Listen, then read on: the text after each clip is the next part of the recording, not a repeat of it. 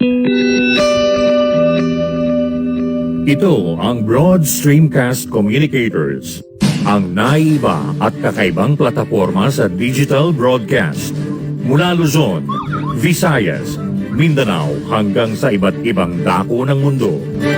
Broad Stream Cast Communicators, ang sandigan ng sambayanan mula sa walang labis at walang kulang na pagbabalita, paglilingkod, maglalahad ng mga mapagbuong komentaryo at usaping pambayan para sa kapakanan ng karamihan. Broad Stream Cast Communicators, tuwirang maglilingkod ngayon hanggang sa susunod na henerasyon.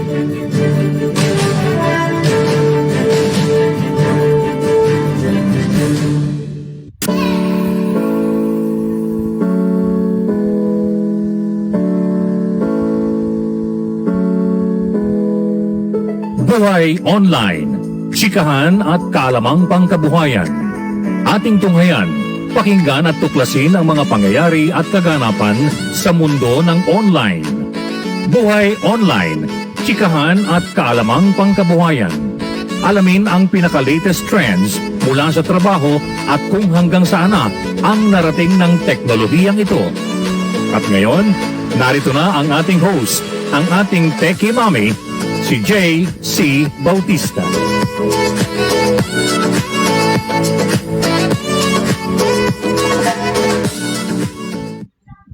Hello, magandang umaga. Hello, happy Monday everyone. Katatapos na naman ng weekend and nandito tayo nagbabalik sa Buhay Online. I'm still broadcasting from the home of my tita baby because wala pa rin akong internet sa aking place. So, nakikigamit ako ng internet. Really. Ang PLDT, please. My God, I've been waiting. It's almost a month for them to install my fiber optic, my fiber, PLDT fiber. Nag-apply kami siguro 1 month ago na. And kasi daw yung requirement ko na Mbps mataas. Samantalang yung kasabay lang namin nag-apply ito ginagamit ko ngayon na internet si Tita Baby. Applied the same time as I applied and kinabit ka agad sa kanila kasi 25 Mbps lang. Sa akin kasi 100, kahit na nga 50, inaano ko but hindi daw available pa. There's yung mesh pa daw na kailangan inaantay. My God, I can't work, because my a lot of my work depends on the internet and online, and I need fast internet for the work that I do. Naloloka ko, hindi pa nakakabitan, Converge naman, wala ditong slots. Dito sa Pampanga, the area where I live, wala na raw slot. So I'm down to, I'm starting to resort to the last option ng internet, which is Globe. So sorry to say, but kasi nga yung mga reviews hindi maganda. Pero kahit na ngayon, papatulan ko na basta makabit lang ng internet, please. Yun namang Globe, advertising nila, nagbigay ng mga flyers, mas mura lahat ang offer nila kaysa Converge tsaka PLDT. For 100 Mbps, lang 2,899 lang, samantalang sa PLDT is more than 3,000. Okay na lang ako magbayad ng 3,000 basta lang makabit, pero wala. Inuuna nila yun na nga, yung mas murang internet na ang requirement 25 Mbps lang, agad nakakabit. Itong Globe naman, yung 30 Mbps. After I tried to apply, bilang pinipilit sa akin, 30 Mbps yung kunin ko. Ang hinahingi ko nga, minimum 50 Okay? Good morning, Angelica. God bless you too. Thank you so much for coming, as usual. Yes, I'm back, pero ito, temporary quarters ng aking Buhay Online dahil sa sarili kong bahay, wala pa ako internet. But anyway, so going back to that, please lang, yung mga marketing na to nalalagay lang sa flyers, meron silang available 50 to 100 Mbps. Tapos ang ipipilit sa'yo ng mga salespeople, yung 30 Mbps, like yung sa Globe. Ay sabi ko na nga, ang requirement ko, no less than 50 Tapos sasabihin, pwede naman pwedeng 50 Mbps po pero antayin nyo yung upgrade app. So ano yun? What's that? Parang how odd. But anyway, so I'm still waiting for my internet to be connected. Nakakaloka na talaga. But anyway, what is our topic for this week? Okay. A lot of people, of course, are still trying to cope with this new normal, and we're going to talk about ways to adapt to the new normal form of working, di ba? Kasi hindi natin makakaila na diskaril tayong lahat, right? You know, kasi ang change, change is inevitable, hindi natin maiwasan. Sometimes it can be positive, business growth or a pay raise, right? At other times it can be painful, losing your job or a personal loss. And in this pandemic, maraming nawalan ng trabaho, maraming nawalan ng negosyo. And how do we deal with that? Especially, the hardest changes to understand and adjust to are the ones that are unexpected, kagaya ng pandemic. Hindi natin to inasahan, hindi natin to pinangarap, right? And it's out of our control. A recession, a global pandemic, or a major disaster, for example, diba? Changes like this can be difficult to deal with or come to terms with. But you'll often find that your experience of them can be made better or worse depending on your reaction tsaka yung attitude natin towards it, right? We can make the most out of the situation. Okay, we have to move on from it and move forward, which is a year after this pandemic. Nasa na tayo? Anong ginagawa natin about it, diba? A lot of people have had time to reinvent themselves and rethink about their situations. Find other things to do, and at the same time, a lot of people in the positive way have been encouraged na malaman nila na meron pala silang ibang skills or mga ibang pwedeng gawin, right? Para mabuhay, para magtrabaho. Kasi you have to cope and then you have to move on from it, diba? Sa mga nawalan ng trabaho, sa industry ng mga construction, mga ganyan, kasi hindi, of course, we have to accept the fact na hindi lahat ng trabaho pwedeng gawin from home, right? That's why we have to be creative about thinking, how can we deal with that? How people cope with change, right? Iba-ibang paraan ang deal with change ng mga tao. People tend to cope with change in one or of two ways. Yun yung escape coping, you're escaping from the realities, right? By channeling or focusing your attention on something else. Tsaka control coping. So, dalawang bagay yan. Escape coping, tsaka control coping. Okay? Ano ang escape coping, right? Escape coping is based on avoidance. Ayun na nga. Ina-avoid mo yung situation, dinideny mo yung katotohanan, right? You take deliberate actions to avoid the difficulties of the change. For instance, you might deliberately miss training for a new working process or show up too late to attend a meeting about an upcoming restructure. Maybe you'll trash letters from hindi mo pinapansin yung mga news. Ayaw mo talaga manood ng news kasi ayaw mo malaman yung mga truth about the virus or this pandemic. So, ini-ignore mo. This is what you call escape coping, right? So, and sad to say, some people even take refuge or they take comfort in taking drugs or alcohol. But some people have taken to going online, right? Which is talaga. The internet nowadays is our escape. The internet nowadays is a reason, a solution to our problems, right? Thank God for technology and the internet. We are able to cope with this change that the pandemic brought about, right? Ano naman ang control coping? Yung kakasabi ko lang is about escape coping. Ano naman itong control coping? Control coping, on the other hand, is positive and proactive. Bakit? Kasi you refuse to behave like a victim of change, right? Or the circumstance. Yung pandemic, ayaw mo isipin, ako, biktima ako nito. Instead, minamanage mo yung feelings mo, get support, and do whatever you can to be part of that change or part of this new normal, right? Is to cope with it, live with it, right? And try to move on from it. Yan ang control coping. Kasi in reality, most of us respond to major changes with a mixture of escape and control coping. Yun nga, mixed emotions, so to speak, right? But control coping is generally the better option, right? As it is imposible na kasi nating i-avoid yung reality na meron tayong pandemic, na hindi ito ang normal nating way ng pamumuhay, right? It's to avoid the reality of change for long without becoming exhausted or damaging your own self-esteem. So dapat talaga, matuto tayong mag-cope with this, right? There are stages of reacting to change, diba? Iba-ibang pamamaraan ng pagre-react sa situation, sa kalamidad, sa problema. Okay?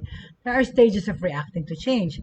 Change can be difficult because that's a challenge how we think, how we work, the quality of our relationship with our loved ones or with our co-workers, and even our physical security or sense of identity. Maraming itong pandemic talaga has brought about mga psychosis and of course mental problems and mental illnesses and also psychological situations. Dahil dito sa pandemic na to, ang daming all of a sudden naapektuhan psychologically, emotionally, mentally, right? Kasi we usually react to change in these different stages, no? Paano? Shock, saka disorientation. Number 1, shock and disorientation. Tapos ano pa na-feel natin? Anger, right? And other emotional responses. Anger, disappointment, right? Insecurities, right? Paano ng future? Paano na ang kabuhayan? Na walang negosyo namin dahil sa pandemic, natanggal ako sa trabaho. It's really emotional, right? Tapos, ang reaction is how you can come to terms with a new normal, right? Ito yung isipin mo, paano ako makaka-move on from this? Paano ako makaka-cope? How will I fend in this pandemic situation? Nawalan ako ng ilang projects. I mean, I myself, right, before the pandemic happened and right through the pandemic, I lost my projects. Some businesses closed down, yung mga kliyente ko. And I had to think, being a single parent, right? Mas pa nga, may anak ka pa na nag-aaral sa Ateneo. Sabi ko, paano ko kaya? Mapapaaral ko pa kaya yung anak ko sa Ateneo? Right? Nawalan ako ng mga project. But actually, it turned out, for me, okay, it turned out for the better. Because most of the things that I do online and virtual, right?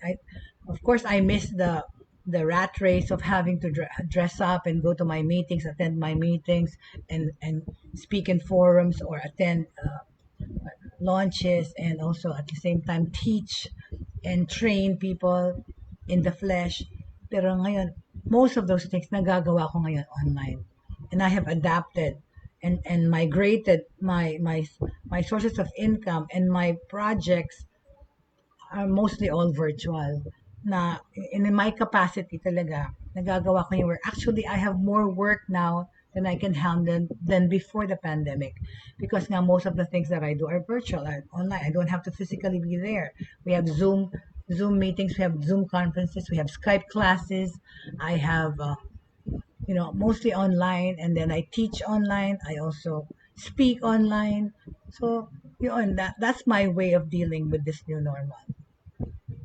So so ano yung isa-isahin natin yung mga reaction ng tao, okay? Stages of reacting to this change. Number 1, shock and disorientation. Okay? Experiencing a sudden big change can feel like a physical blow. Totoo naman lahat tayo, tayong sinuntok, sinapak, binugbog nung dumating tong pandemya. Right? For example, a global financial crisis may result in significant losses. Totoo namang ang dami talaga. My own family businesses alone, my sister lost 200 franchises of a food chain because they had to close down, especially the ones in the malls, because kahit na magbukas ka sa mall, mababa pa rin ang income, ang revenue, parang papagtrabahuhin mo lang yung renta sa mall, saka yung sa bayad sa tao mo, kasi hindi na pupuno ang mall, kakalog-kalog. So, little income talaga. I mean, really. It's a losing proposition. So she had to close down 200 of her franchises, but instead, okay, and also to help the economy, they had offered to give those franchises for free, no franchise fee, cost of goods na lang yung bibili ng franchise, right? para mag-start ito. But anyway, kung gusto nyo malaman kung anong negosyo yun, they're giving no franchise fee. Hanap kayo ng lugar na feasible. They will examine the place to see kung viable talaga.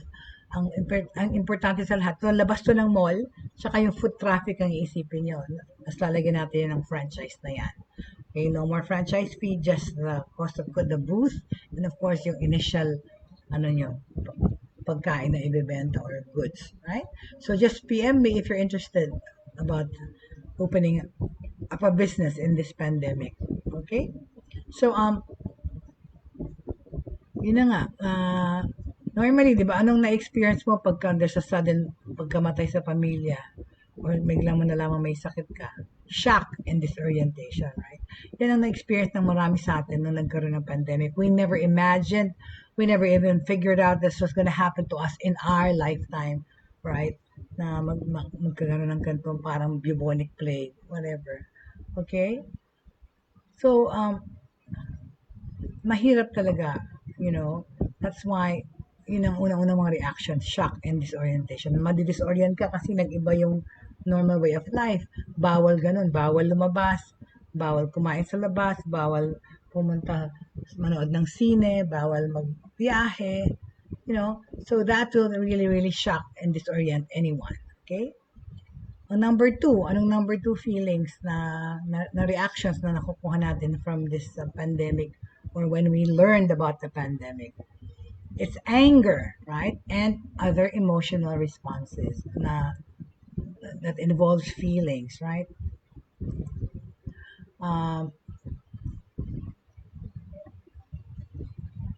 Ay naku, Angelica Paz, na-mix mo yung broadcast ko last week, but I did not broadcast from Monday to Wednesday last week because I made a very major move. Actually, it's a life-changing move, Angelica. Lumipat ako from Manila to Pampanga, which where I am now broadcasting out from the home of Tita Baby Del Coro and Maricel Del Coro. So, salamat sa kanila na ako ay kanilang temporarily housing our show, my Buhay Online, pending my having an internet connection na isang buwan ko nang inaantay. Dahil bago pa lang ako lumipat dito, nag-apply na ako, right? But anyway, so going back to what I was saying, right, about coping with change, right? Ang number two is anger and other emotional responses. Kasi ang initial disorientation natin sa prospect ng pagbabago usually gives way to a lot of feelings and emotions. Di ba? Mixed emotions tayo talaga sa nangyaring pandemic, pero more than anything is really, really disbelief and shock. Hindi tayo makapaniwala na nangyari to sa atin, right?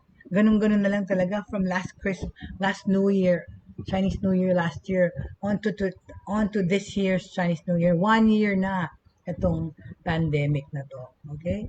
Yung ibang tao ang nararamdaman, galit, right? You might be angry about what happened or fearful or takot na naramdaman natin yan because we were all afraid about tomorrow and the impact na ma-lay off ka sa trabaho like sa America or here, na ma-lay off ka sa trabaho or yung iba in some cases ma-downgrade yung role mo sa trabaho, less hours ka pero of course less sweldo. Siyempre yung iba tanggapin na nila yung less sweldo kaysa walang trabaho, right?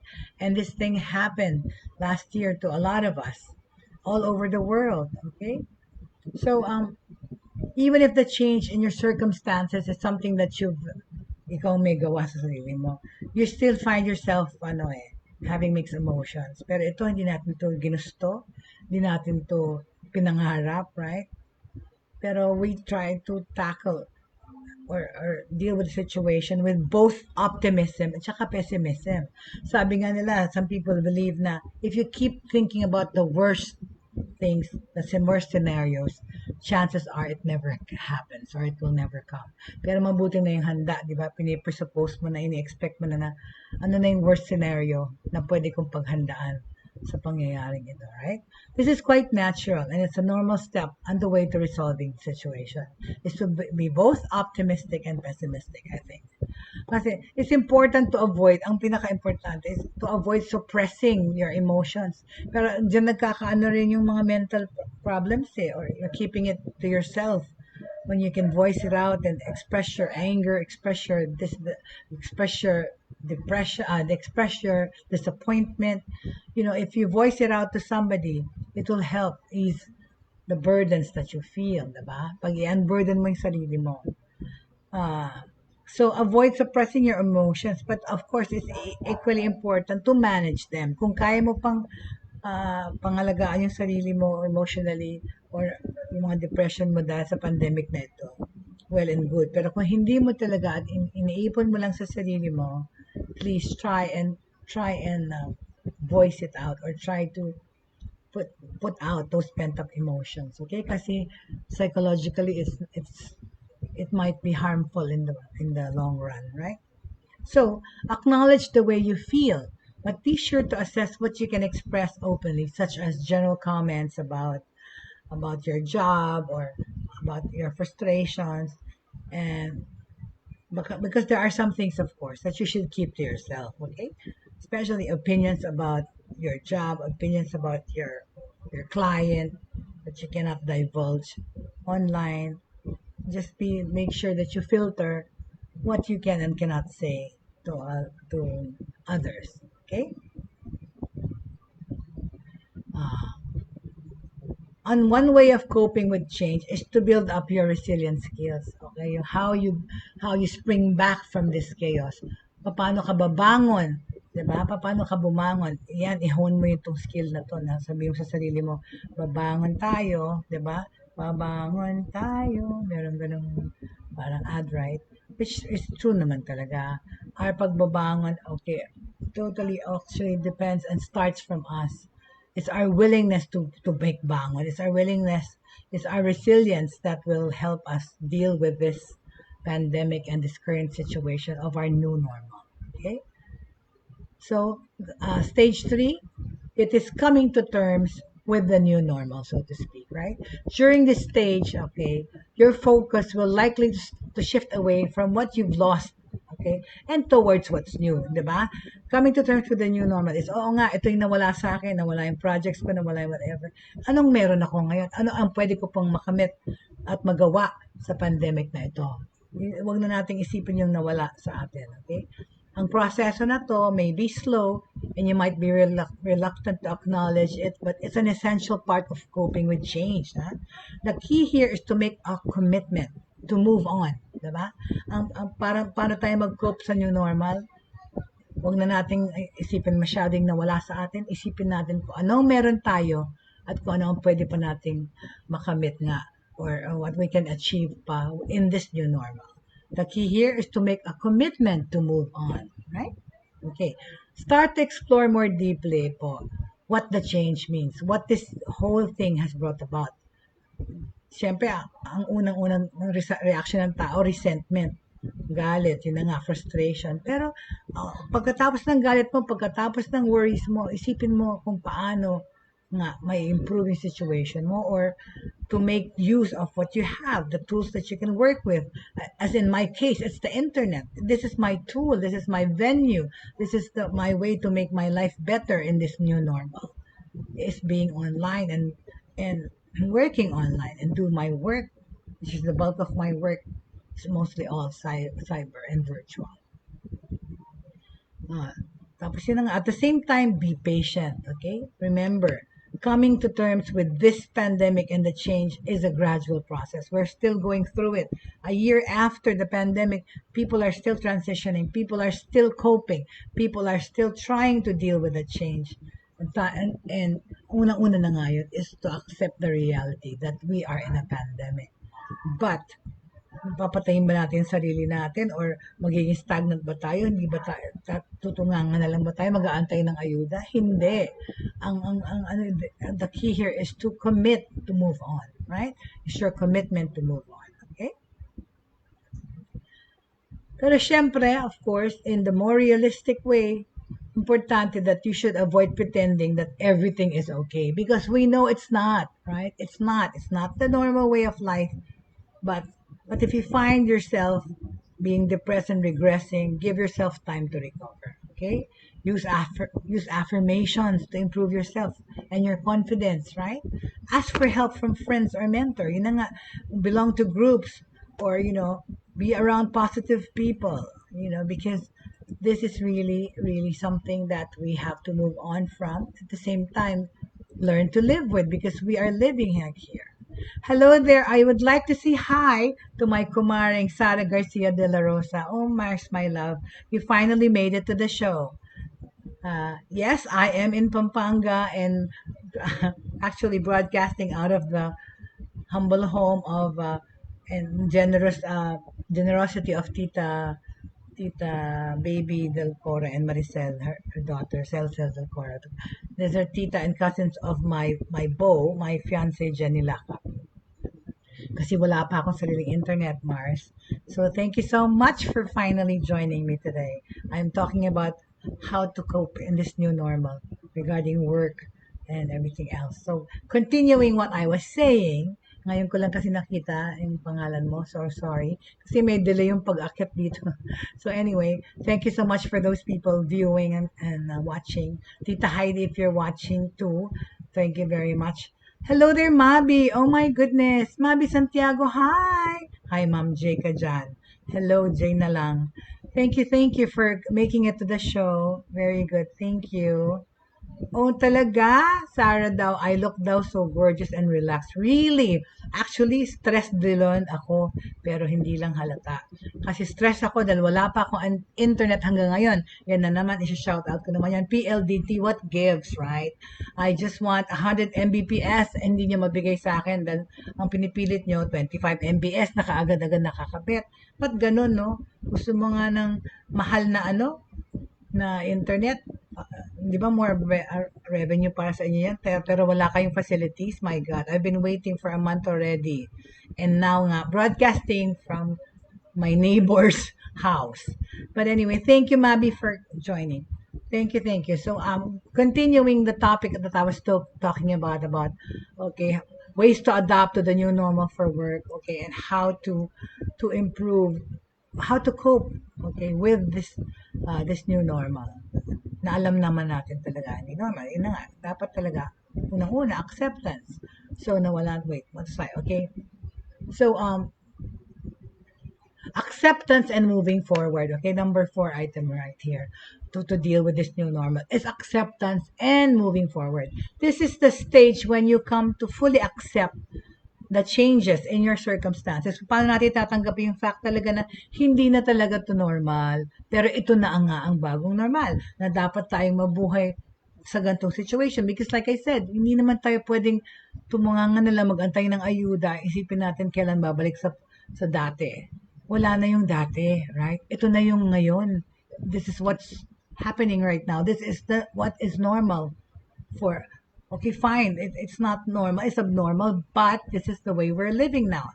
Like I said, hello, it's been a year. Okay, so what do? You move on from it, right? It's acceptance doesn't mean giving up entirely on your former situation.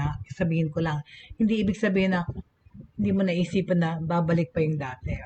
You'll have valuable memories, okay? We have valuable memories and skills and relationships that we made through the years to carry you forward. Those good memories, gamitin nyo yun para maging inspirasyon pa na isipin na pwede mo pa rin ma-achieve yun in this new normal nga lang, right? Adjustment lang. But the point is that you are moving on, diba? Yun ang importante. Whether in your career or in your relationships or in your wider life. Like in my sense nga, diba? I never expected to I'm engaged to be married, and at the same time I moved to Pampanga. Things that I did not expect, but then making these changes in this new normal was not easy. Okay, and of course I lost my father in this pandemic situation, not through COVID-19, but my father died of old age, and he led a very fruitful and happy life at 93 years old. And And isa pa yan sa mga things na dinideal with ko natanggapin sa new normal na wala na yung tatay ko. My dad was with me for more than 20-something years in America and here in the Philippines. And I just miss him every day. But then I had to deal with it. I had to cope with it and move on. Na wala na siya. Dito sa new normal ko, yung tatay ko wala na. Wala na yung inaintindi ko araw-araw ko anong kakainin at kasabay ko mag-lunch. But I had to deal with that because the reality is, you know, in this pandemia, yung tatay ko wala na, right? But it's acceptance, okay? It's about accepting and moving forward. And then, ito, like my kumare, she has lost a lot of loved ones also. But then, you know, we have to deal with it and cope with it. It's not easy, okay? So, ang paanong gagawin natin? Like I said, take these valuable memories of the life that you had and use them as inspiration, okay? But the point is to know that you are moving on, whether it's in your career or your personal life, right? So, ang masasabi ko lang, draw up a personal mission statement, okay? And a legacy statement so that you can stay on track. Set yourself goals, new goals in this new normal, and create an action plan to make the most of your new situation, right? Kunyari, if you are a manager and you're struggling to cope with changes, kunyari tungkol sa trabaho, right? You can help you can help your coworkers by implementing the change successfully or by showing them support and also appropriately or show them how you are coping, diba? Lead by example, right? Changes in this new normal can come in many forms, right? But leaving behind what we know and what we are used to is almost always stressful. Talaga hindi madaling magbago, hindi madaling mag-adjust, hindi madaling to live, move on. Pero kailangan natin gawin, right? Para tayo mabuhay ng mas comfortably, of course, in this new normal, we have to, number one, like I said, accept, okay? After we go past the initial shock and disbelief, yun na acceptance, right? Coping strategies generally fall into two categories, right? Yun na nga yung kinag-isapan ko kanina, overview, escape and control, diba? Escape coping is yung ayaw mo siyang paniwalaan, right? Ayaw mong paniwalaan yung reality na hindi na ito yung dati nating buhay. That's escape. And of course, control coping is when you actually decide to cope with the situation, right? Kasi nga, we tend to react to change in different categories that I've mentioned. Shock and disorientation, number one. Number two, anger and other emotional responses. Coming to terms with the new normal and acceptance and moving forward. This is what we talked about for the past 30 minutes, right? Ulitin ko lang, ano yung escape coping, right? Escape coping is based on avoidance, right? When you're trying to avoid the situation, you try to avoid the difficulties of the change and the situation, di ba? Dinideny mo sa sarili mo yung situation. And of course, control coping is positive and proactive, right? You refuse to behave like a victim, but instead, you manage your feelings, you get support, do whatever you can to improve your situation, right? So, yun yung mga pinag-usapan natin for the past 30 minutes. So, eto may magandang balita naman, no? Galing sa Dole. This is based on Dole. Sabi na sa Dole, there are emerging jobs in this new normal. Yeah, I've talked about online jobs in the past episodes, but dito basically ito applicable sa Philippines. Yung Dole, sabi niya maraming mga trabaho naman na nag-emerge sa new normal. Totoo naman, right? Sabi dito sa news that Dole assures workforce new jobs are being created, diba? Amidst the COVID-19. Talaga naman maraming bagong trabaho na nag-proliferate. Kasi of course, we can't deny the fact that the COVID-19 pandemic has impacted the way we work, our work ethics, our operational procedures ng mga company, lahat yan nagbago. Times have changed the conditions for finding jobs even, right? Because now we find jobs online. Well, it's been happening naman before, we send our resumes out. But now more than ever, yung pag-a-apply ng trabaho online is talagang nagkalat, no? Talaga naman. So, and even if it's pati availability ng jobs nagbago na rin, right? Rest assured kasi ngayon, pwede tayo namang mag-apply even not just in the Philippines. We can apply anywhere in the world online, right? And be accepted, sa trabaho. All online. Yan ang wonder of technology and beauty of being online. Tapos, the impact of COVID-19 on jobs, okay, yung DOLE estimated that around 10 million Filipinos have lost their jobs this year due to the crisis. Okay, most of those affected, diba, belong to the service sector, particularly tourism. Totoo naman, tourism talaga had a standstill. Not not only in the Philippines but worldwide. It's affected all tourism industry. Ang Japan na nga talaga ang one of the few countries na parang living normally even in the pandemic eh. Kasi in fact, they even had a go to travel and go to eat campaign. O ayan, nagkaroon tuloy ng upsurge ng ng pandemya sa Japan, right? But anyway, kasi nga they're trying to save the economy. They're trying to parang balance kunyari. Pero yun, dumami pa rin ang infection sa kanila. Kaya lang yun nga, mortality rate parang sa atin, sa Japan, ang deaths ay konti. Mga 1.9%, 2% compared to America and Europe na thousands of people dying every day. Nagtataka nga sila, bakit pa?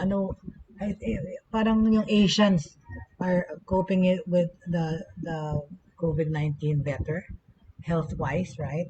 Mas mababa ang death rate. Ang dami naman puso. Thank you for the love. Thank you for all the love. Anyway, so yeah. So, sabi ng DOLE, yun na nga, 10 million people lost their jobs. At the same time nga, no, as the country kasi and the rest of the world were ordered to stay home, right, to help slow the spread of COVID, we've witnessed naman how shops that normally na binuksan, my goodness, yung mga iba nga na mall, di ba, na nagbukas na ng mga negosyo, pag tingin mo, pumunta ka doon next week, yung restaurant na kinainan mo, tas next week sarado na. Kasi nga, they can't, hindi nila maintain. Yun na nga, yung overhead. Like sa mall, like I said earlier, my sister, she had to close 200 franchises, right? Because she had to close 200 franchises because yun na nga, sa mall, hindi na pupuno yung mall. Tapos mahal pang rent. Na-affectuhan talaga yon. So, it slowed down business. We've witnessed how shops we normally visit nga on a day-to-day basis, wala, such as yung mga restaurants, pati yung mga gym, sarado, right? Because they paused their operations dahil nga sa COVID. At the same time, this gave an opportunity naman for other industries to boom. Yun na nga yung ESL teaching online. Ngayon, marami ng tao nag-transition even from call centers to maging online English teachers. Kasi nga, ang daming trabaho, ang daming opening, kasi ang daming estudyante, milyon-milyon, nag-aaral ng English, kulang ang mga teachers, and of course, they're looking, most of these countries that have the schools like Japan, China, Korea, they look at the Filipino English teachers. They look at the Philippines to get their supply of teachers. Kasi nga, tayo yung closest thing na makukuha nila sa native speakers, kasi nga English-speaking country tayo. Miski na marami talaga pa rin yung teachers doon, ang tigas pa rin ng accent, na Filipino accent. Pero, ang important sa kanila is to deliver the lessons in English well, right? Kasi nga daw yung Indians, mas tigas yung accent kesa sa atin. and a lot of Filipinos can actually speak like native speakers. We speak, especially those who are talagang grew up speaking English, and those who also have studied abroad or of course went to private schools, they grew up speaking English at home. Ayan, umuwi na si aking tita baby. Nandito ako nagbo-broadcast ng show dahil wala pa akong internet. Dumating na. Thank you so much, tita baby. Anyway, so at the same time nga, new jobs have emerged as we face the new normal. The most evident was the rise, of course, of the demand for English for ESL teachers and also demand for medical professionals, right? From the early stages of the pandemic, kasi talaga biglang nangailangan ng maraming healthcare workers tsaka frontliners. They all stepped up to combat the virus, right? In addition to this growing demand, Indole also forecasted the aggressive hiring for digital careers. Totoo naman talaga. We face ang dami yung mga IT people, even graphic artists, SEO optimization professionals, yung mga work from home jobs, of course, dumami ng dumami. Kasi adjusting to the new normal also means there will be new needs, such as the reliance of getting things done online, which is delivery services, nag-proliferate, alam natin yan. Yung mga riders, yung mga ibang tao, nag-invest sila to buy motorcycles para maging delivery people or mga nagbili ng mga truck para mag-transport ng things. Delivery became a big job opportunity for people, right? In addition to this, okay, growing demand, yung Dole said, it also forecasts na technology, of course, lalo more than ever, is naging kailangan natin in this new normal, right? For certain, technology will fuel growth and new jobs. We'll see growth in hiring roles dito sa mga trabahong to, healthcare workers, warehouse workers, logistics experts, drivers, yan ang mga trabahong dumami dito sa pandemya na to. Kagaya nito, let me see, let me show you something. Yan, itong mga healthcare, ang daming openings, see? Healthcare associates, yan yung mga what-ads. Nag-hire sila ng mga healthcare support agents, healthcare support specialists, healthcare associates, ang Sykes Philippines nag-hire ang Teletech, right? Yung call center nag-hire din ng healthcare CSRC, customer service representatives in the healthcare department. See, they're also being tapped, right? Maraming bagay talaga, right? So what else? Paano tayo makaka-adapt sa new normal, right? First of all, we should be enabling digital transformation. Ayun na nga, we embrace technology, we upgrade ourselves, we teach ourselves how to use the computer or the apps on our telephones because digital na lahat ngayon. Pati pag-order ng pagkain, pamamalengke, pati mga medical when you want doctor's visits, meron na ring mga app or online doctor's visits. Hello there, Joseph Javier. Good morning. Thank you for joining me today in this show. Thank you, Joseph. Tapos ano pa, no? Kasi nga businesses are moving online with physical distancing measures kasi, di ba? Alam mo naman natin ang social distancing, ayan, di ba? Oops, sorry. Ginagalaw ko na naman yung sarili ko sa screen.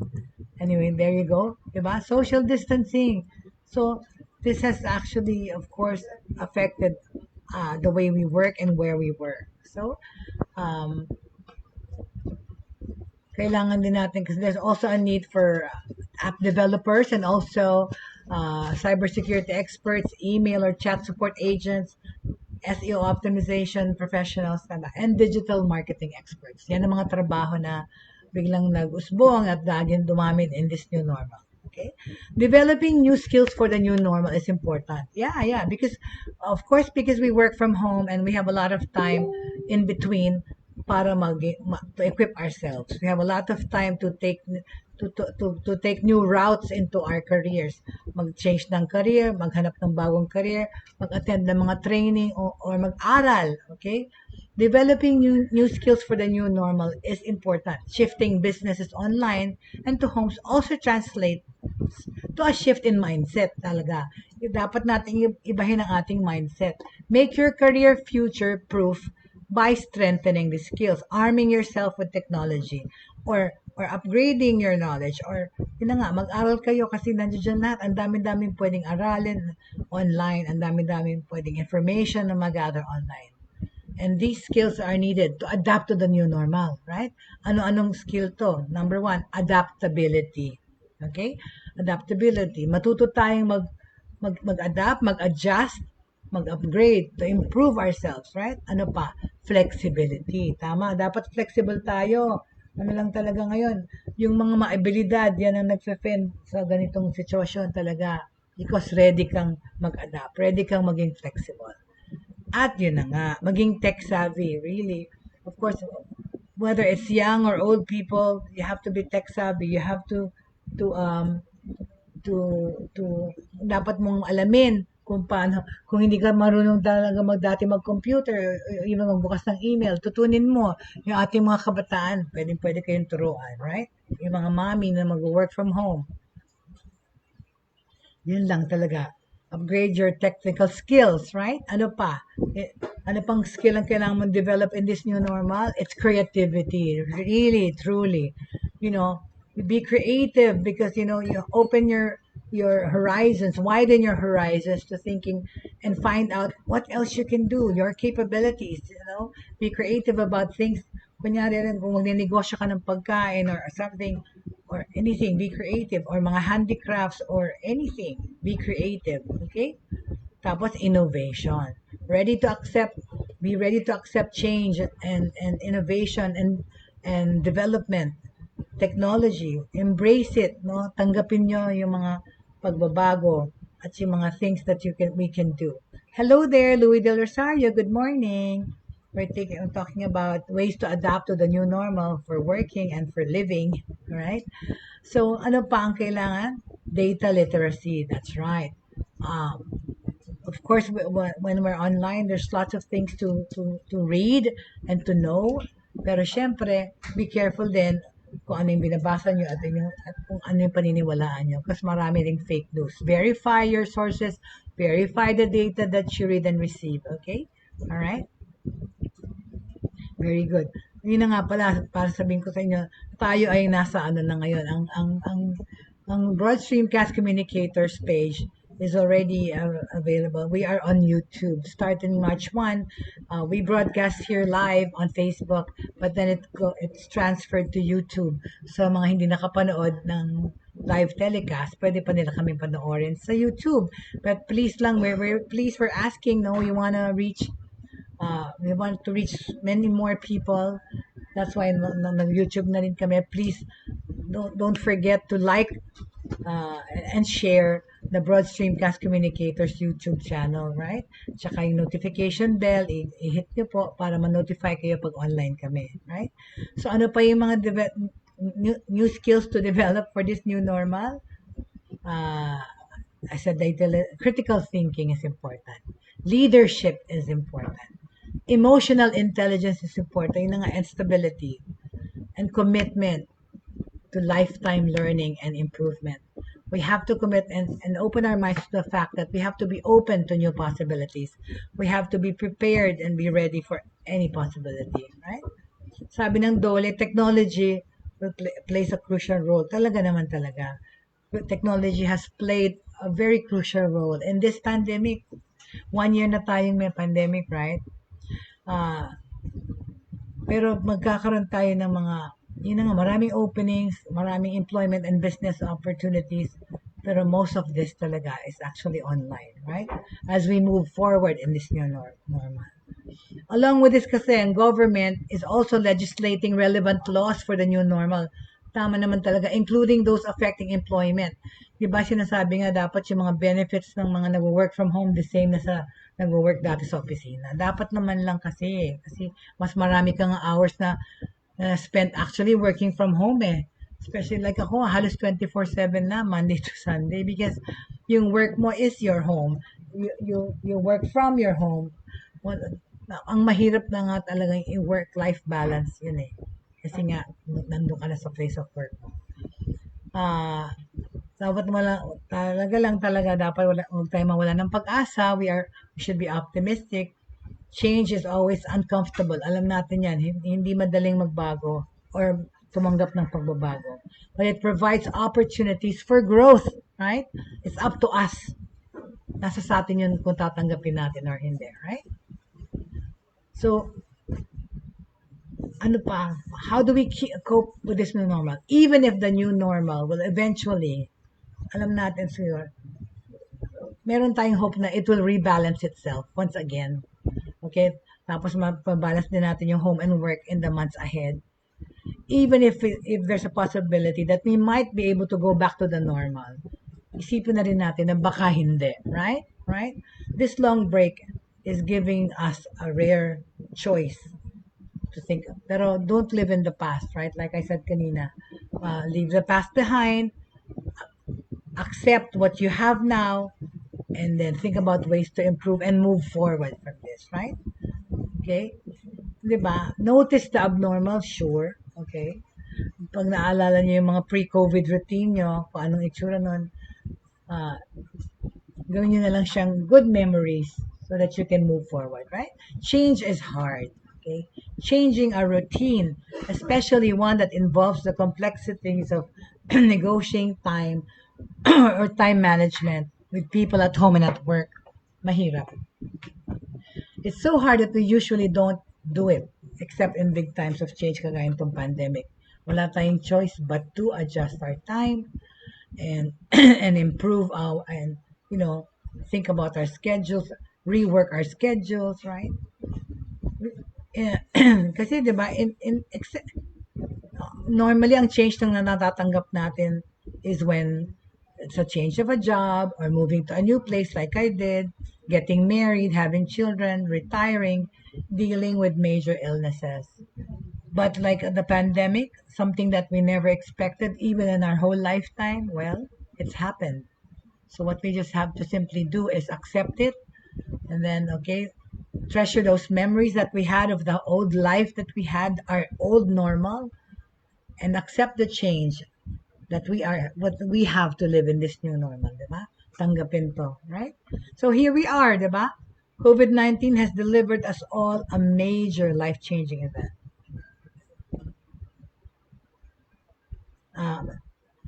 Sir Tony, sabi ni Sir Tony, isang pagbate at pagpupugay sa ating mga kababaihan, kaugnay ng ating pagdiriwang ngayon ng Pandaigdigang Araw ng mga Kababaihan. It's International Women's Day, that's right. Power to the women. It's International Women's Day. Ang pagpupugay na ito ay mula sa BSCC family. Very good. Thank you very much, Sir Tony, for greeting us women, right? Yes. It is our day. Okay, thank you very much. Sabi daw nila, libre daw ang sakay sa LRT ng mga babae sa train dahil sa International Women's Day. Salamat. Salamat sa recognition. So again, okay, to wrap up my talk today about coping with the new normal, tutuloy ko pa bukas kasi marami pa akong sasabihin on ways to adapt to the new normal for work. Diba? Sabi nga natin, COVID-19 has delivered us all a major life-changing event that uniquely landed almost everyone, from the most senior to the most junior, in the same boat. Bata matanda, wala tayong choice. We are on the same boat. Okay? Pareho tayo ng kinalalagyan sitwasyon. This new normal. The exceptions, of course, are those on the front lines, like the frontliners in healthcare, first responders, grocery and commercial transportation, who are now relying on their extended families and friends for even more support than usual, right? And then, of course, there's the anxiety of the virus itself. Yun na nga eh, minsan hindi mo na naiisip yung virus, and the uncertainty na economy. Yan ang affected. The point is, this is an unusual time for everyone, right? Everyone on the planet is really shaken. Everyone in the planet is affected. This is a global situation, right? A pandemic. So, okay lang maging praning, okay lang maging shaken, but take refuge in the fact that pwede kang bumangon from this. This is what you have to do to live in this new normal. Okay? Notice that you're settling down into your abnormal life. Kung ang tawag mga dun, this is a new normal. This is your abnormal new life in a new way. Isipin mo kung paano mo lulugar, paano mo lalagay yung sarili mo, kung paano ka mag-cope up. Think of ways and measure and accept that the things that are available to you, and be thankful for what you have, and think about how to be creative about reinventing yourself, reinventing your business, or thinking of other ways to improve yourself. Or yun na nga, itong pandemya na to, maraming tao na they found out things about themselves that they didn't think that they could do, right? Yung mga abilidad lumabas. And that is a good thing, right? Isipin mo na lang, when you change, you change on purpose, right? And then give the change purpose as well, okay? Create your new normal with intention, right? Ano ibig sabihin? Noticing your abnormal life is the beginning of choosing how to evolve into some kind of a new normal, okay? Paano mo i-evolve yung sarili mo? Regardless of your own assumptions, kung paano mo interpret ang new normal, okay? It's not too early or late to begin the process of choosing your next normal, di ba? Ito, life, sabi nga nila, life is what we make it. Sabihin mo, hindi naman expect ng pandemic. Yun na nga pandemic na nga, tapos na nga, okay na, 1 year na. Mag-move on ka na from that, di ba? We cannot be moping around, sulking about the job that we lost or the projects that we lost. We have to think about what other projects yet we can still get, or what other jobs we can still do in this new normal, right? Even if you've lost your job, this exercise this thing I'm talking about will help you imagine how your next life can be in this new normal. Isipin niyo yung mga kapasidad niyo at kung anong pwede niyo pang gawin, okay? Consider your abnormal life. What do you love, right? Habits and practices mo about the current situation. How does it support you and others? Spend more time walking outside and listening to audiobooks pag merong open air, basta may social distancing. Pwede ka pa naman lumabas and breathe the air, right? What did you love about the old situation? Isipin niyo, ano yung minahal niyo about the old situation? Hello there, Marco Remulla. Hello. Thank you for joining me. What did you love about your old situation? How did it support you and others, right? Isipin mo rin, ask this question, what is left over that you don't and didn't love? Anong natira sa buhay mo na from your old life, in the old normal, right? Put this list in 2 categories, neutral, positive, tsaka negative, right? Ano pa? List out your assumptions about the new normal. Anong in-expect nyo from itong buhay na to? We can only have, diba? For example, we can only have 6 people at a time sa opisina nyo, or up to 10 people. When I go to work, I will need to go through new cleansing routine when returning home. Yan yung mga pagbabago. Well, start building your new normal life intentions, right? Yun yung mga dating buhay mo. Make a single list of all the I love things from your past life that you want to keep in your new normal, okay? Tapos yung sa tira-tirang list or leftover list, add only the neutral positive things that still make sense, diba? That still make sense to you. Yung mga achievable lang na pwede mong magawa ito sa new normal na dati mong ginagawa. Gumawa ka ng listahan. By each of the negative things sa listahan mo ng mga leftover list, write out the function it serves. That still needs to be served. For example, functions, when I have to go to the office before, I still need to physically get there. It's not the commute, diba? It's the transportation. Yeah. Ano ngayon, at least hindi ka na kailangan sumakay, right? Tapos, cross out anything from the leftovers list that doesn't serve a function sa ngayong bagong buhay mo, or can be eliminated. Move over the functions to be served that need new habits, right? Ngayon, may listahan ka na ngayon to start from in creating your new normal life. Now, you have a single list of things you love and additional functions that need new habits, okay? Toss away your old list of the old life that you had and take the time while your abnormal life is still shaking you up to consider how you want to change or how you want to improve and move forward in this new normal, okay? Imagine nyo yung buhay nyo if everything on the list, kunyari, was neutral positive. Kayo ang bahala dyan to make it happen, right? Like I said again, life is what we make it, okay? There will be times when you're sitting in traffic or not sitting in traffic, or nakaupo kayo dyan sa inyong work environment sa bahay. more than you want, and you always reminisce and want to go back to your old life. It's normal to think that way, okay? Pero of course, more importantly is to accept the way of life we have now, right?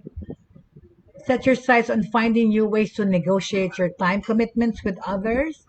You may spend less time, daydreaming now and put that to work instead of yung idle time mo, pwede mo na rin yung siksikan ng iba pang trabaho.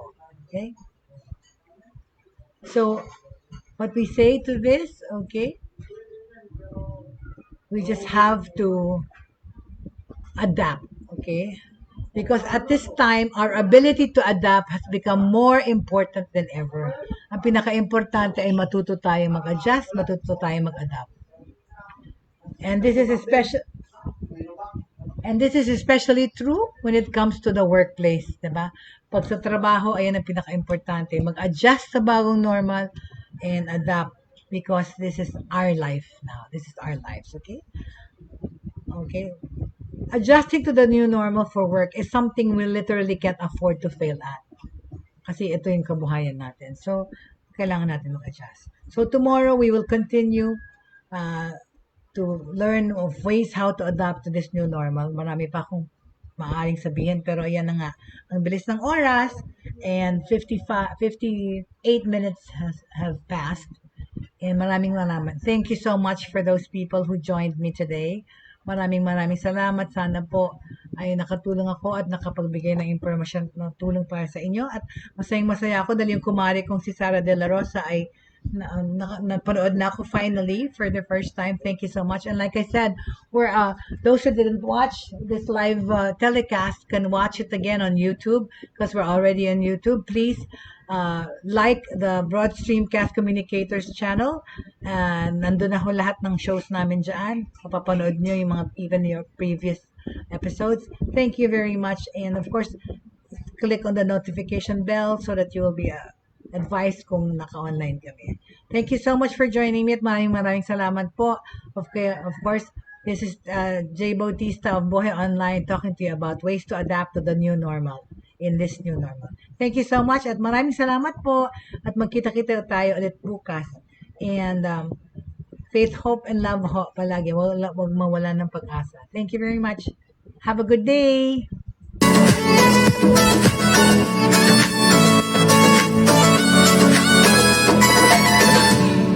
Inyong natunghayan at napakinggan ang mga makabagong pamamaraan sa mundo ng online sa pamamagitan pa rin ng Broad Stream Cast Communicators. Hanggang sa muli, maraming salamat po.